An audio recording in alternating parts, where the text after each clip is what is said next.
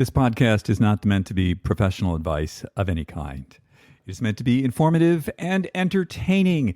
If you make any changes to your life, see the appropriate professional before you do so.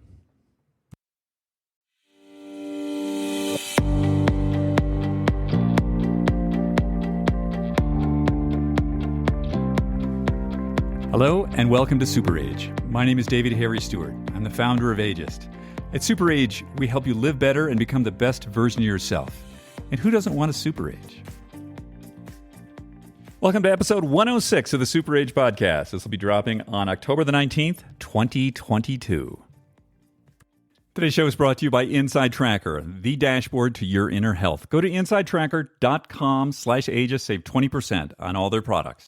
Today's show is also brought to you by Element, LMNT, my favorite electrolyte mix. It's what I put in my water in the morning, and it's what I put in my water at the gym.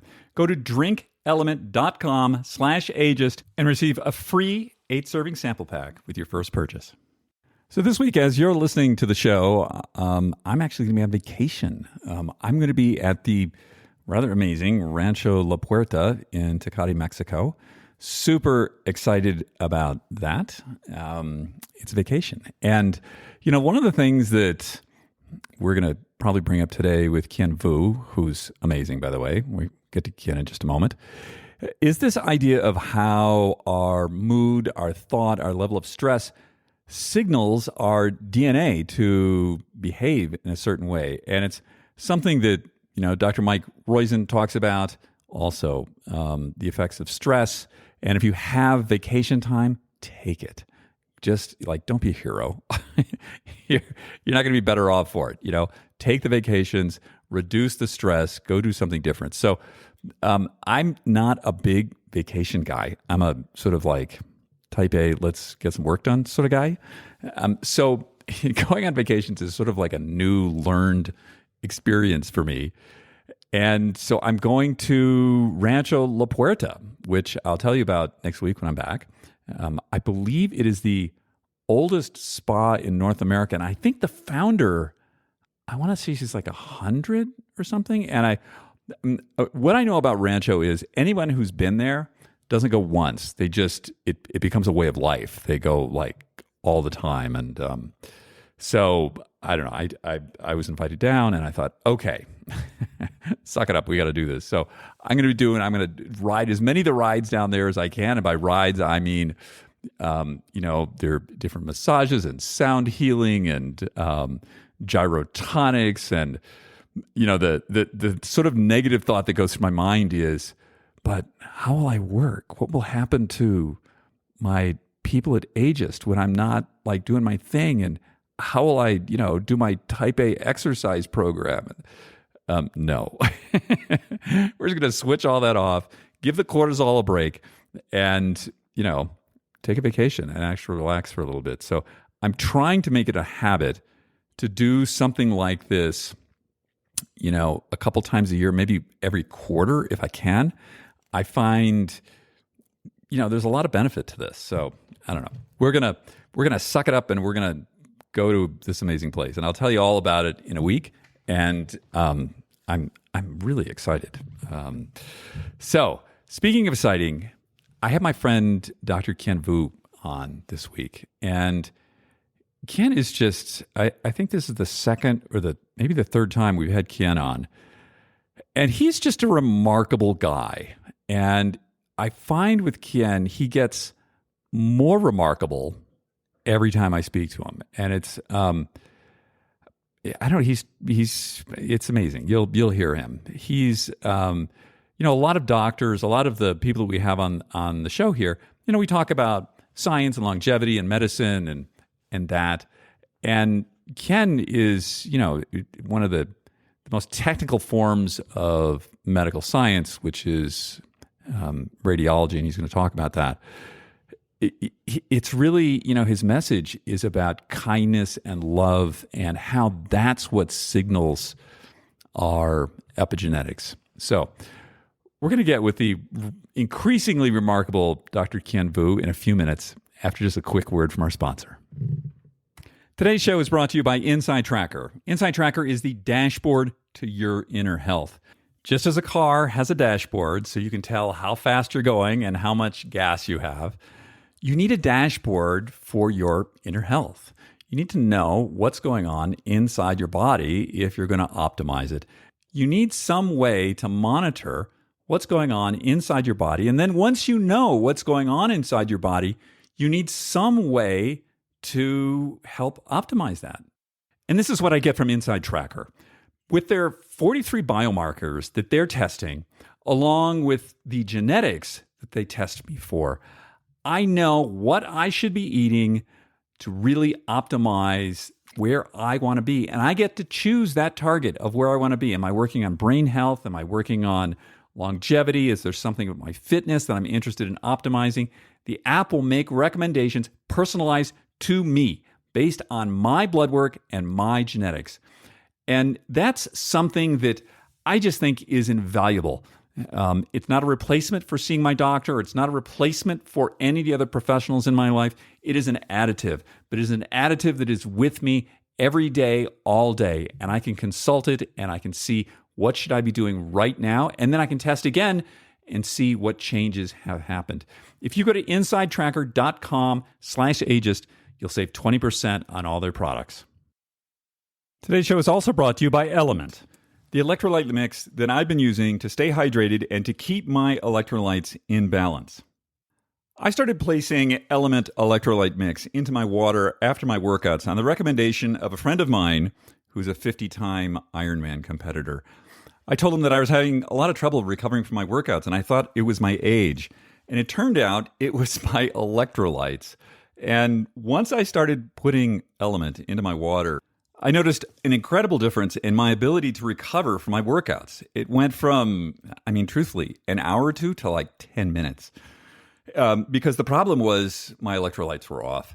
Now what I do is I put Element in my water when I get up first thing in the morning. I also have it in my water that I drink during the day. And then, of course, at the gym, I make sure that there's Element in my water. And, of course, in my beloved sauna, the same thing, Element in the water. So it turns out that some of that brain fog and just muscle ache and sluggishness that I was feeling was not age-related. It was actually electrolyte-related. We talk a lot about hydration on this podcast, but the electrolyte mix within that water is really critical. Right now, Element is offering listeners of this podcast a free sample pack with any purchase. That's 8 single-serving packets free with any Element order. It's a great way to try out all 8 flavors and share Element with a salty friend. Get yours at drinkelement.com/ageist. This deal is only available through this link. You must go to drinklmnt.com/ageist. We'll be leaving that link in the show notes too. After you check it out, let me know what you think about it. Did it make the change for you that it did for me? Hey, Kien, how are you today? I am doing fantastic. Really great to spend some time with you, David. It's great to have you back. So you had a book out. When was that? Last year that came out? Yeah, April of 21. All right. And what I love about your book is the way you talk about bioenergetics and the way it signals our DNA. Yeah. So tell us, just remind us, what's bioenergetics? Well, bioenergetics is really the flow of energy between living organisms. And it turns out every energetic input, whether it's sound, whether it's light, whether it's emotion, is energy that gets translated and transmuted into different forms. And it actually affects our biology, right? We have light signals that come through our retina. We've got receptors in our eyes that then change that into an electrical signal that then goes to our brain. It processes it, and then it changes and it affects our hormones and our different signaling molecules. So basically just how energy gets transferred into our bodies. And so when I started to study human performance and longevity, I started to study where people lived the longest. I really focused on people, the blue zones. And if we, remember the book, The Blue Zones, written by Dan Beutner, there are basically 5 locations around the world where people had the largest concentration of centenarians, or people living over 100. And they were basically Okinawa, Sardinia, Italy, Costa Rica, Loma Linda, California, of all places, and Greece. I carry a Greece, and they pretty much live in such a way that conferred performance and that conferred longevity. And I was wondering if there was any biological correlates. And when I started to study these things, it turns out how they were living their life was actually changing the molecular environment around the cells that then affect our DNA. And then if we started to study these areas of DNA that confer longevity and that confer performance, it's almost a Rosetta Stone as to how we should be living our life.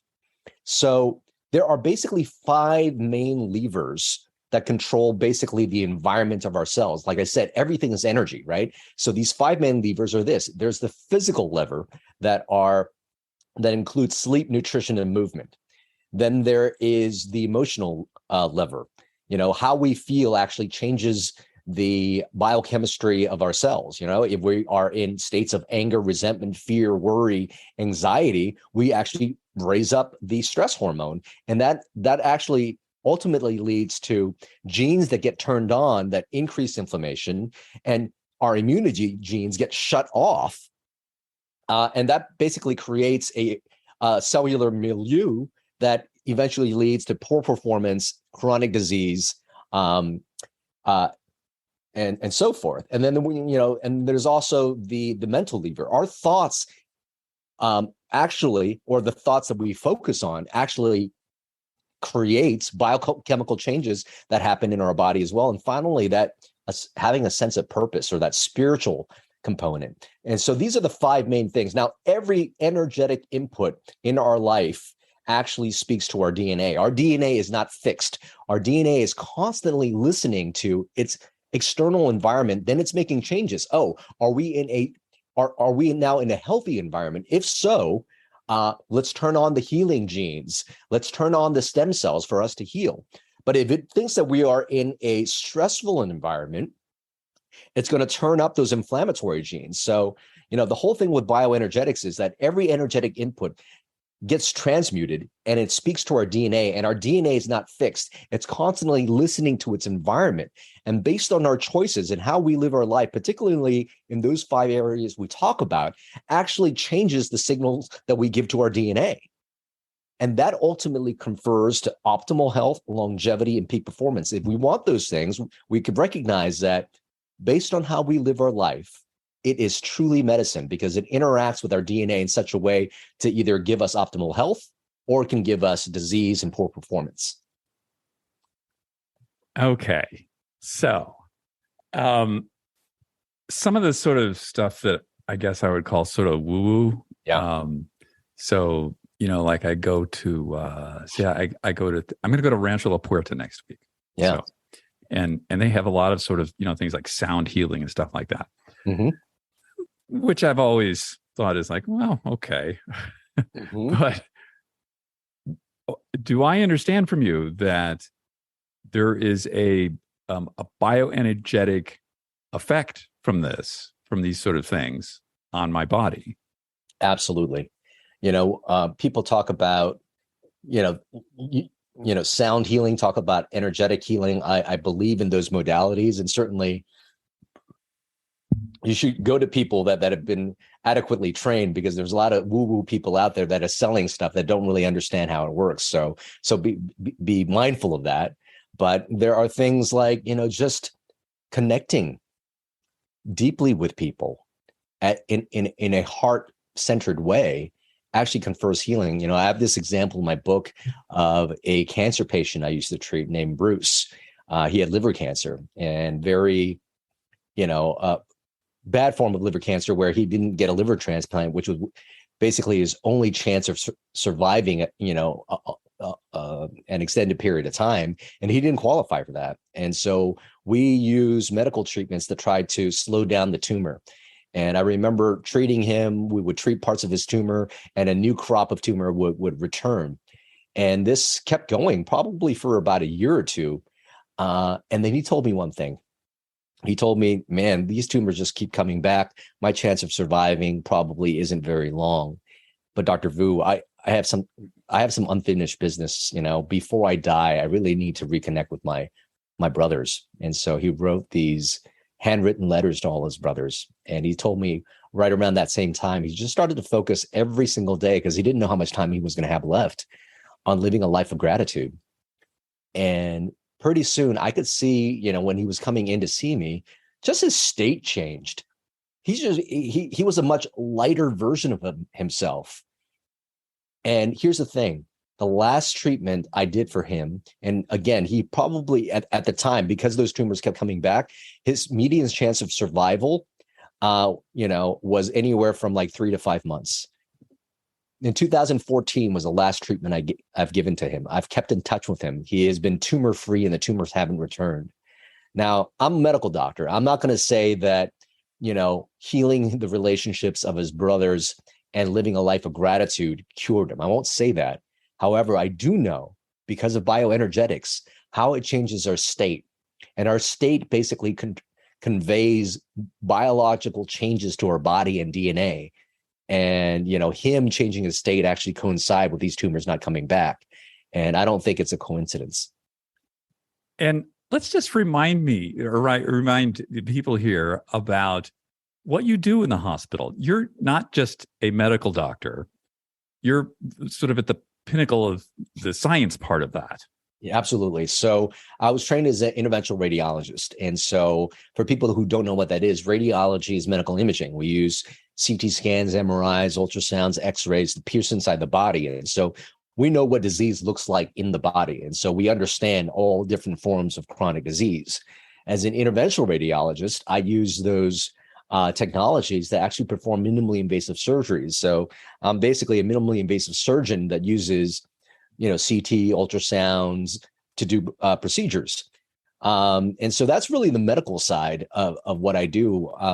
Unfortunately, how I, started to, go into the performance and longevity space was, 7 years ago, at the pinnacle of my career, I was a doctor who was treating disease, but I was also sick. I was overweight. I was diabetic. I had high blood pressure. I was on prescription medications. And I realized I was living in such a way that was going to, have me end up in my own operating room table if I didn't change things. And so I knew that there were probably additional things that I did not know. And I wanted to figure out a way to reverse, what was happening in my life. And, I had a very significant experience with a patient that really, he was the same age as me, terminal pancreatic cancer. Mm-hmm. And I remember I was being asked to drain 10 liters of fluid from his belly. And just being like, oh my gosh, I'm going through this hard time right now. And this guy is probably going to have it a lot worse than me. And so I braced myself before I walked in the door.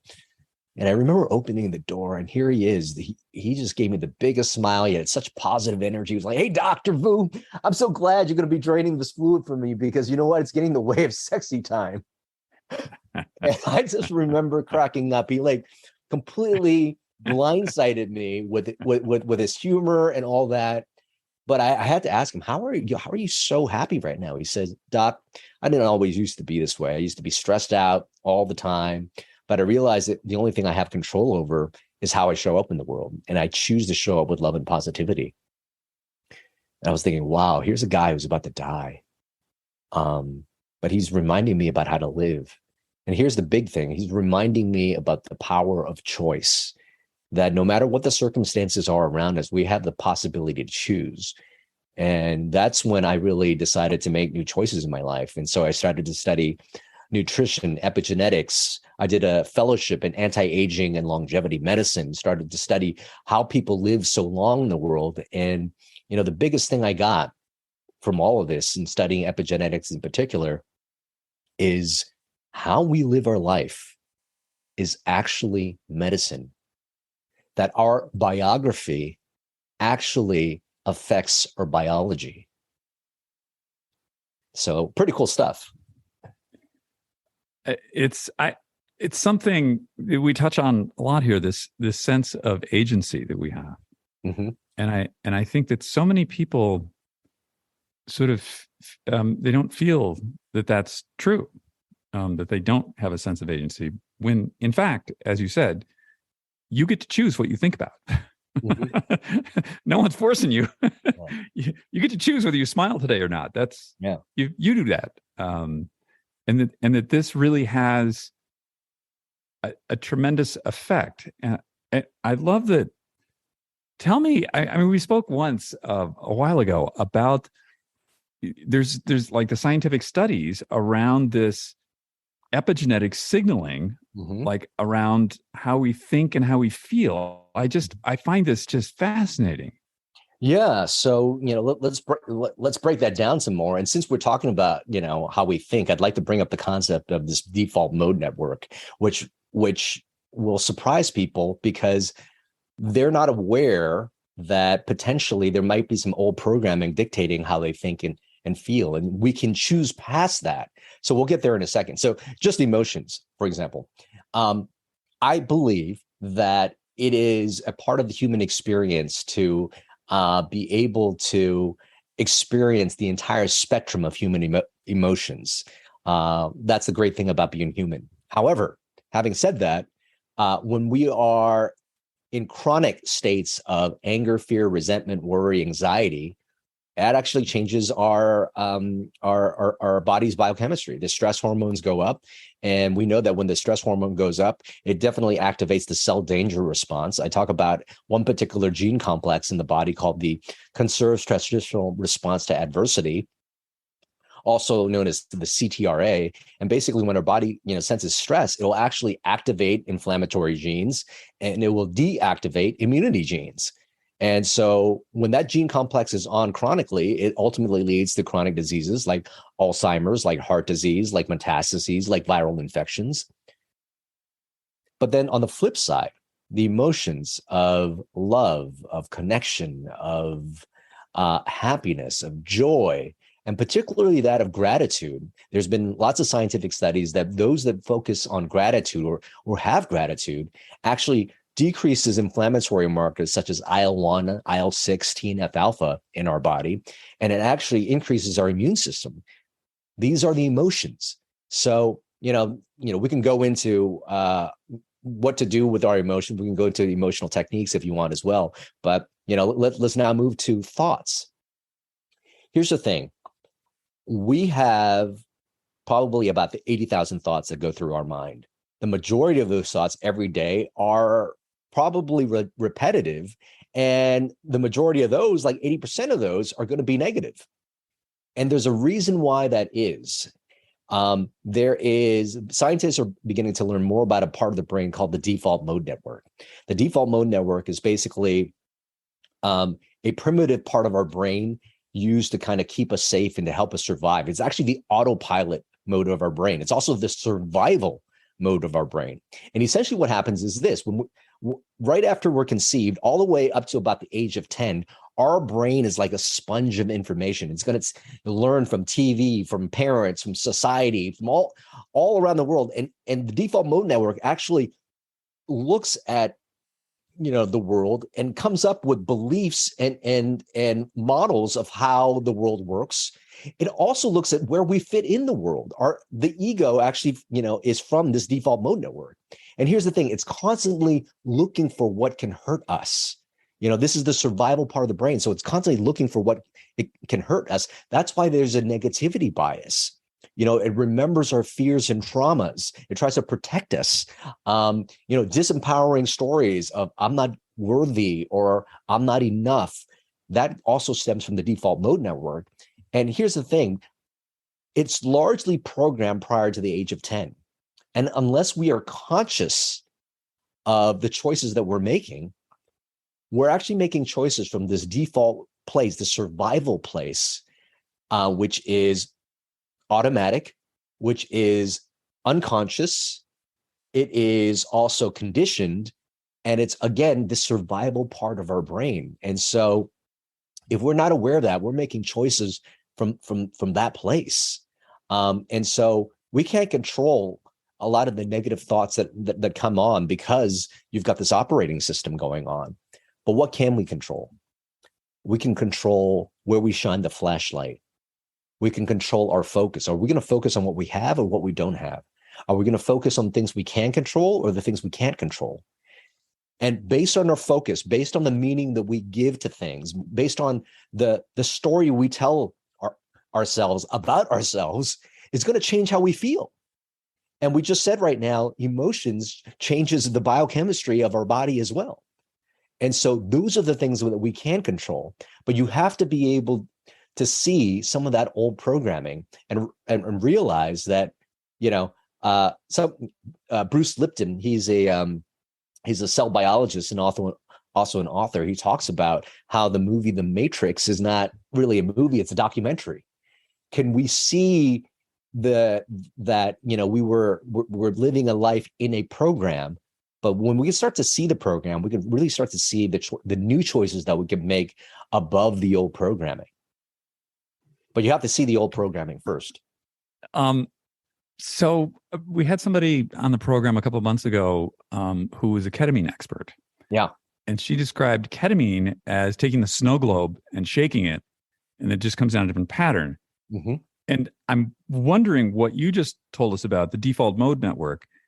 Is that what we're talking about here? The 100%, changing that? 100%. So the default mode network, scientists are just beginning to understand a lot more. And unfortunately, because of certain people that have traumas, they're linked to maybe thought patterns that are really negative. It could be linked to emotional patterns that are very repetitive, and you can't get out of it because it's in this loop.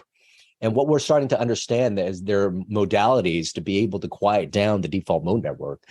Some of it being meditation, for example. If you're able to meditate, if you could just see your thoughts as your thoughts and not, think that it's real life or reality, and being able to train your attention, you could actually start to see basically this, this default way of thinking and being and choosing something different.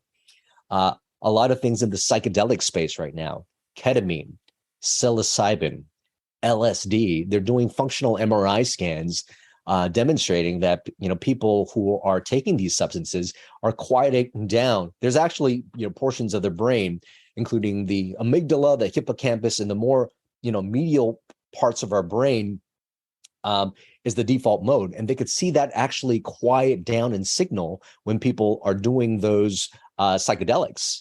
Another way of actually quieting down the default mode network is certain forms of breath work can actually quiet down the default mode network as well. So it's a very fascinating study. And I think anyone who wants to become a better version of themselves really has to be able to see this older version of themselves as a primitive part of yourself that helps you survive, but not necessarily looking out for your happiness and your well-being. Yeah, well said. I guess around here we talk, it's very Action Jackson around here. And so what I tell people is it's really hard to think yourself into right acting, but you can act yourself into right thinking. And I'm thinking back to this idea that the default mode network, sometimes just by taking, I tell people we all have these 3 core delusions about ourselves, which probably go back to the default mode network. They're just things that aren't true that we believe about ourselves. Yeah. And one of the ways to sort of tell yourself that that's not true is you take an action and present evidence to yourself, essentially saying oh, well, listen, this happened and you can do this. So maybe this thing you believe about yourself isn't true. And I like what it's interesting, this idea of being able to see your thoughts in a way. I guess, for myself, Ken, I view myself very, very differently than I did 20 years ago or 40 years ago. It's just I don't see myself like that at all. Yeah. And I think some of that is we just get a little older, and I think we get a little more maybe evidence to the contrary for the default mode network. Yeah, I think anybody who's on the path of wanting to live longer or wanting to upgrade themselves eventually comes to a moment in time going, oh, if I want to become a better version of myself, what's stopping me? What's the thing that keeps stopping me? Right. And I think they'll discover that it's probably old ways of thinking, feeling, and acting that kind of keeps them stuck. And you have to change that. Now, here's the awesome thing about bioenergetics. Everything is energy. Everything, all the energetic inputs are actually connected with each other. And so I mentioned those 5 things. You just mentioned you can't think your way out of a negative thought, just why sometimes it's difficult to feel your way out of a funk. But because all these things are energetically connected, if you just act, like you said, in one of those other different categories, you'll start to shift the way you think and feel. For example, let's just take the physical aspect. If you sleep better, ate better, and moved every day, you're going to change the way you feel, and it's going to change the way you think. People that could just stand in a power pose for 2 minutes. There's a Harvard study that demonstrates that just doing that lowers cortisol by 18% in your body. It increases the confidence hormone, testosterone, by 22%, and you're 30% more likely to take action on your goals. Let's take it on the social side. Connecting with a loving, nurturing community will change the way you feel. And you change the way you feel, it's automatically going to change the way you think. And on the spiritual side, if you can, the spiritual side is really just understanding you're a part of something bigger and you're sharing parts of you with something bigger. That's the spiritual aspect. And, when you focus on other people, when you focus on serving, you're really telling your body, I got everything I need. And I'm not in survival mode, obviously, if I have everything I need and I'm serving, and so when you start to shift your focus on that, it actually changes your biology as well. So this bioenergetic model is beautiful because the thing that you might be stopped with in each one of those 5 categories, you don't have to do that thing. Do whatever it takes, the easiest thing in each of the other categories that you can do. When you change that into a habit, you change your bioenergetic state, you'll change your biochemistry, and it makes it easier for you to make new choices. And then you're also going to be thinking and feeling better, great, also as well. I'm going to throw a new word in here for you. Yeah. Challenge. Mm-hmm. My feeling is, and I didn't make this up, another medical professional told me this, that the recipe for vitality is connection, contribution, and challenge. Interesting. Uh-huh. And the first 2, okay. But then I thought about, challenge. So challenge means struggle, and it probably means risk. How does that fit in? How does that fit in? Well, I view challenge as the following. I feel challenge as an opportunity to take yourself to the next level, because wherever you're at, mentally, physically, emotionally, whatever it might be, you're up against something. And the thing is, if we could start to take that challenge as an opportunity, do whatever it takes to upgrade ourselves, to overcome that challenge, we're suddenly a stronger version of ourselves. We're a more resilient version of ourselves. One of the things, when I start talking about purpose and spirituality, is the challenge and the obstacle and the struggle is really there to make us grow, to become a better version of ourselves. And as we grow, we have more to give. And so I really look at it as that. Ram Dass, a spiritual teacher, says that struggle is the sandpaper for our awakening.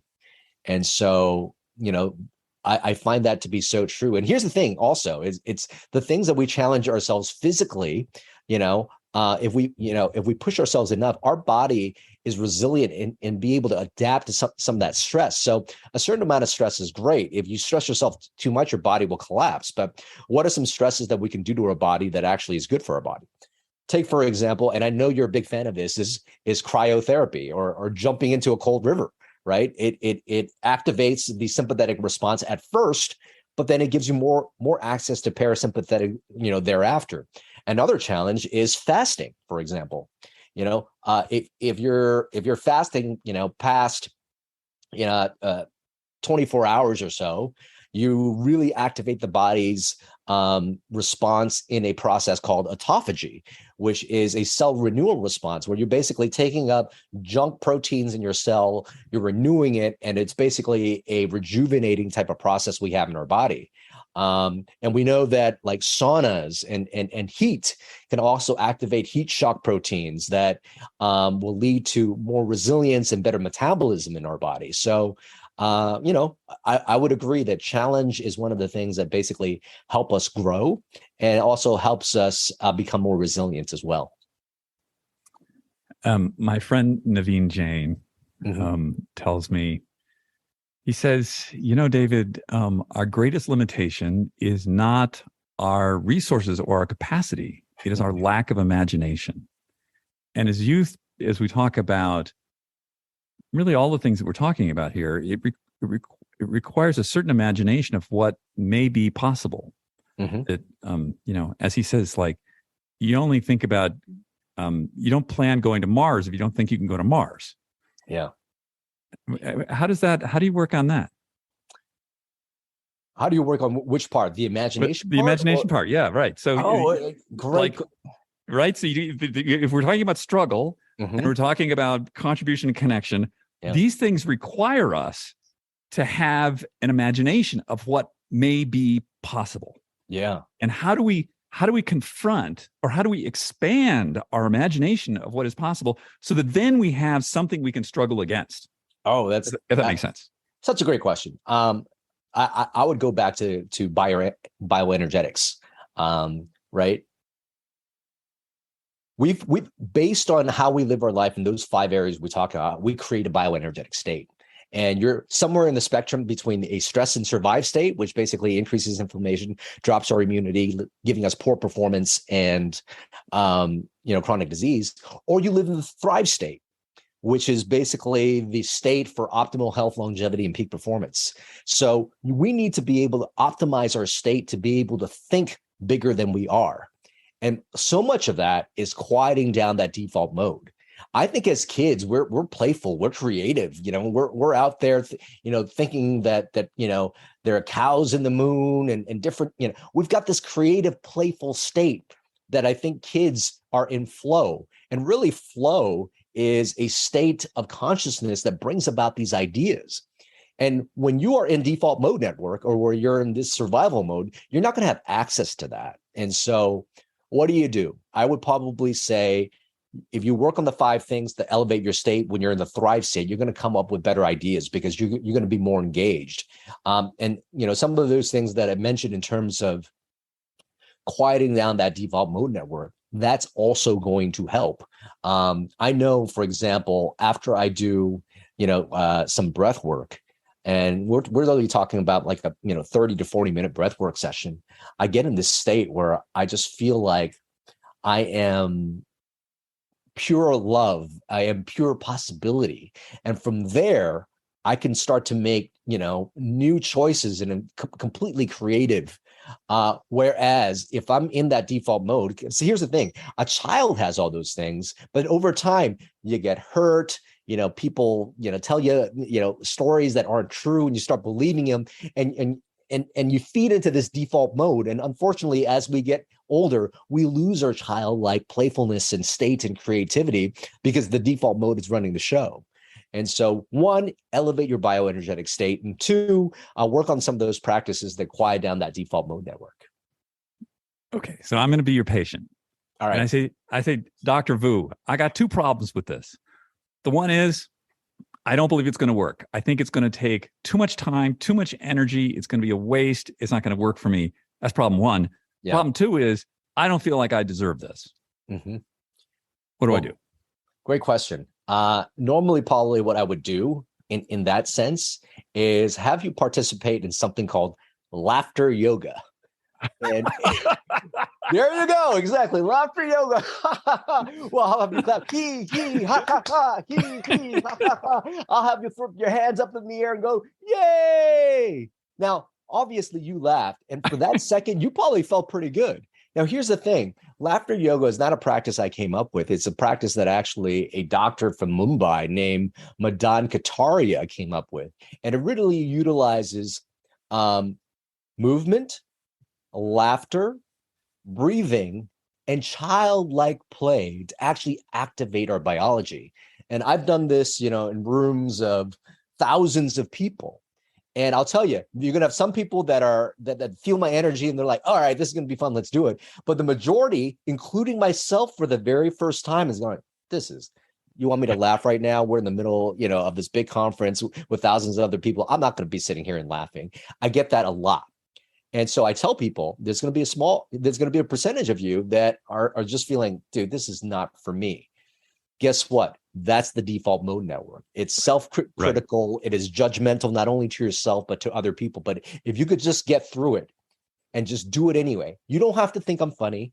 You don't even have to actually, give me a genuine laugh. But if you could just go through the motions and do it, you'll start to notice that instantaneously, within a couple minutes of this, you're going to change your state. And that's like one of the easiest free ways of just demonstrating how movement, laughter, and these things could activate your biology. And once I get you to do that, perhaps you'll start to understand, oh my God, I was in this state. And there's simple things that I could start to do to shift that state. So what's now more possible? What are the other things that Dr. Vuu is talking about that's possible? Right. And so that, I use that to kind of lead into how just very simple movements beyond what we're currently thinking, because the default mode wants to stop us. The default mode says, stupid, judging, whatever it is. But if we can make new choices, particularly in those 5 areas I talked about, overall programming, you'll start to notice a shift in your state. And the more you do that over and over again, whatever it might be, is make some new choices over old programming. That's how you start to change your state. That's when you start to build a new habit of becoming the next version of you. So now I have Dr. Vuu, the very accomplished medical doctor, who seems to be doing something different here. What? And I'm trying to think of a word for what's going on here. It's eluding me. But I think this is fascinating. First of all, I don't know anything about laughter yoga. As soon as we get off, I'm going to Google laughter yoga. You could do an online session yourself, and it's even more fun. I think you'll get a kick out of it, but when you're doing it in a room full of other people doing it as well, it really raises up the energy, because then you're compounding the energetic effect. Your state will affect other people's state. Here's the great thing. This is why I'm doing what I'm doing also, is like, as we change our state is contagious, right? Yeah, like, somebody who walks in a room and he's like super angry and the energy is low. It can really change the energy of the room. Conversely, when we change our state, it affects other people as well. Mm-hmm. And imagine more people popping up, their state is changing. We're basically changing the programming of what's currently out there. Mm-hmm. And my whole vision of this is people could understand the power they have to not only control their own state, but affect the state of the collective human consciousness around the world. We're really going to have humanity evolve and become a more loving and connected place. That's a beautiful thing. Sometimes people come to me and they're like, well, they're in sort of their default mode network is like on full on, right? Yeah. They don't know what to do. Yeah. And I just say, well, I want you to go out in the street, and the first person you see, you smile and you say, nice shoes. Just that. And it's like everything changes. Like everything just changes. Like the person can be shocked. They stop, but they smile at you. They see you're not a threat. You've just noticed them. And them feeling being noticed by you pick that up, and suddenly you realize you just did this good thing. Yeah. And I think that these things, they don't have to be like, these huge sort of like service capital S. It's just like the little stuff. Oh. And like that guy, whoever, maybe that guy that you see on the street and you say like nice shoes, he goes home in a different state than 100%. He was beforehand, right? And it causes a ripple effect. It causes a ripple effect of kindness. That's right. And if he's a CEO, his company will change that day. If he's the head of a household, or she is, you come home and you're treating your spouse differently. Yeah. And so, it really doesn't take a lot. It takes a little bit of effort, but it causes such a huge ripple effect. But here's the other thing. The converse is also true. Yeah. Right? you can spit out a lot of negative energy. And here's the other thing also, unfortunately, as human beings, because of that default mode network, it pays more attention to negativity than it does positivity, which is why news headlines are all negative to try to catch your attention. And so we're up against stuff, but the way humanity has evolved thus far, I feel like good has always been winning. We're much better now than we were a couple years ago, than we were a century ago, and we'll continue to move in that direction. Okay, wild card question. Yep. How long are you think you're going to live? Oh, I don't know, 150 maybe. So Naveen Jain said 175. Mike Roizen from the Cleveland Clinic, I think he told me 120. I love asking people this question. Yeah. So you've been out speaking a lot. Yeah. You were just at the biohacking conference, and I'm just curious. Like, you're now connected to a lot of people in the health span longevity space. Have you seen anything out there that's like really got your attention? It's like, oh, that's really interesting. I didn't know about that. Yeah, well, I mean, there's certainly a lot of technology that's out there that's pretty amazing. I still look at it, all this technology, the science of longevity. I feel like, wow, we're seeing stem cells, organ transplantation, new ways of detecting disease. I just had a full body MRI scan. There are liquid biopsies where you do a blood test and it tests for early cancer cells. All these, so much out there that's great, and we could go deep into each one of those technologies. But it still has me go back and look at very simple ways of living life, of being able to see, energy practitioners and people that live in blue zones that just say, wow, how we live our life is medicine. And if there was any super exciting concept I want to share with the world, would be that. How we live our life is medicine. Are we loving each other? Are we building community? Are we serving each other? Can we live in states of pure gratitude, knowing how lucky we are to have this human experience? Or are we stressed out, all the time? Like I did a couple of years ago when the pandemic first hit and I saw all my bank accounts just like drop down, Can we just begin to see that how we live our life is medicine? And, of all the, places I've been to, I'm always amazed with the new technology that's out there, which is why I feel like, living up to 150 is certainly a possibility. But I think people just need to remember that the true power of activating those genes of longevity, of the genes of high performance, ultimately rests in the choices that we make moment to moment. And yeah, that's most exciting. And sharing that message with the people out there is what I'm most excited about. Well, and you're happier when you do that stuff, right? Who wants? I mean, sure, maybe you live to 150 and be miserable. Who wants that? No. Yeah, right. I think I want to be happy, right? Right. Yeah, certainly. Amazing. Tony Robbins talks about I talk about the science of longevity and the art of living, and the art of living really truly being medicine as well. He talks about the science of achievement versus the art of fulfillment. And anyone who achieves a bunch but is miserable in life is still just miserable in life. You're just, maybe you got $1 billion and you're miserable. And that's certainly the ultimate failure, I think. Yeah. I mean, we both know that like those two things don't go hand in hand. Right. They're not necessarily exclusive. I mean, people that do both, but the one doesn't predicate the other. Wonderful. This is like such a joy. You're such a deep science guy, and we could talk about like that stuff. Yeah. But I love just talking about like living, right? Like living. What is that? The quote, like living well is the best revenge or something? I don't know. Somebody said Yeah, something like that. Living life well is the best revenge. I don't like to think of it as revenge. I like to tell people that, actually forgiving people and freeing yourself of that negative energy is not a gift to them by any means. You're not condoning the harm that they might have done for you. You're just releasing yourself of the resentment, of the hate, of the anger that's poisoning your body and basically turning on genes that are like terrible.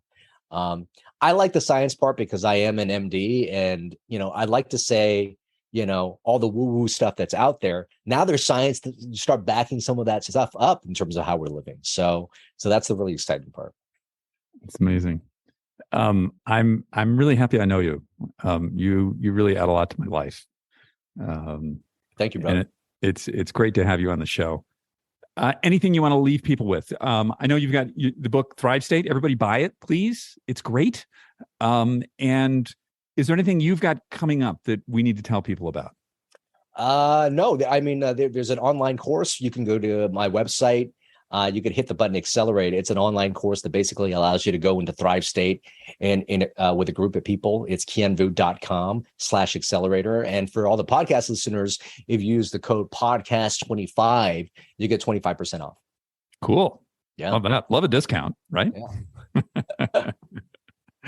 All right, man. Thank you so much for your time today. It's always a pleasure. All right. Thanks for having me. Take care, man. Bye-bye. Thank you for joining us on the show today. Wasn't that wonderful? I feel every time I speak to Kien, I feel better about the world and I feel better about myself. And I think the more of those kinds of people we have around us, the better off we are. A big thank you to the sponsors who make this show possible. Inside Tracker. Go to insidetracker.com/ageist. Save on all their products. Inside Tracker is the dashboard to your inner health. And Element, LMNT, my favorite electrolyte mix. Go to drinkelement.com/ageist. Hey, score yourself a free sample pack with your next purchase. Everyone, have a wonderful week. If you have a moment, please leave us a rating wherever you're listening to this podcast. We would really appreciate that. And leave us a comment, too. We love those. And, of course, please share the SuperAge podcast with whoever you think could use it. Everybody, have a great week. We'll see you next week. Take care now.